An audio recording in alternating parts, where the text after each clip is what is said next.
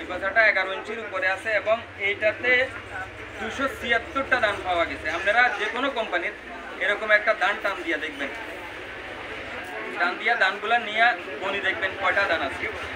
এই ছড়াটা থেকে 276টা দান পাওয়া গেছে।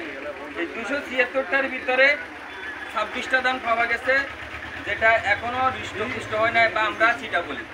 চিটার না হওয়া, চিটার কারণটা হচ্ছে দান হৃষ্ট এখনো পুরা হয় না, এই কারণে।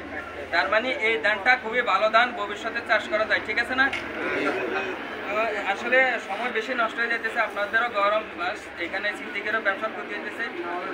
এই যে এশিয়ার এই ধানটা আমি এবছর মাত্র 200 কেজি বিক্রি করি, আমার নিজের আগে কনফিডেন্ট করলাম যে না ঠিক আছে, বিক্রি করা যাবে, কাস্টমারের কাছে বেশি নিজের ইজ্জত বাঁচব এবং সম্মানের সাথে ভবিষ্যতে বিক্রি করা যাবে। তা আপনাদের কাছেও দাওয়াত রইল, এশিয়ার বন্ধু দান এবং নতুন আরও 5 থেকে 6টা নতুন দান আসতেছে।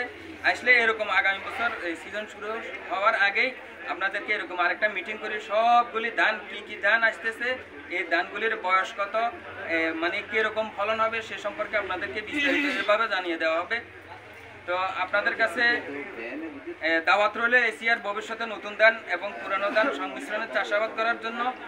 আর আরেকটা জিনিস দাওয়াত রইল যে আসলে বাজারে অনেক রকমের ধান আছে, অনেক রকমের বীজ আছে, অনেক কৃষক আছে, ওই যে আমরা অনেক কৃষক না, সবাই এখনো চিন্তাধারা করি যে হীরা 2 খুব ভালো ধান, এটার সাথে ভালো কোনো ধান হয় না।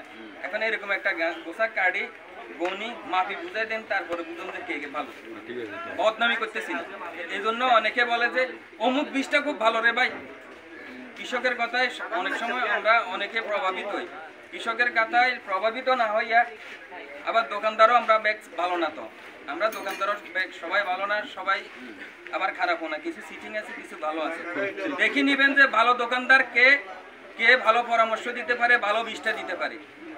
এইভাবে বীজ কিনবেন, অন্যের কথায় প্রতারিত না হয়ে আগামীতে এশিয়ার সাথে থাকবেন, এই আশায় এই দুফনায় আজকে এখানে আসার জন্য আপনাদের সকলকে ধন্যবাদ জানিয়ে আমি আমার বক্তব্য শেষ করছি। তো বক্তব্য এখন আমাদের সামনে আমাদের মেম্বারশিপ, উনি তো নিজে চাষ করছেন, ওনার এই ফসলটা কিরকম হয়েছে এ সম্পর্কে মেম্বারশিপকে কিছু বলার জন্য আমি অনুরোধ করে আমার বক্তব্য শেষ করছি। আসসালামু আলাইকুম।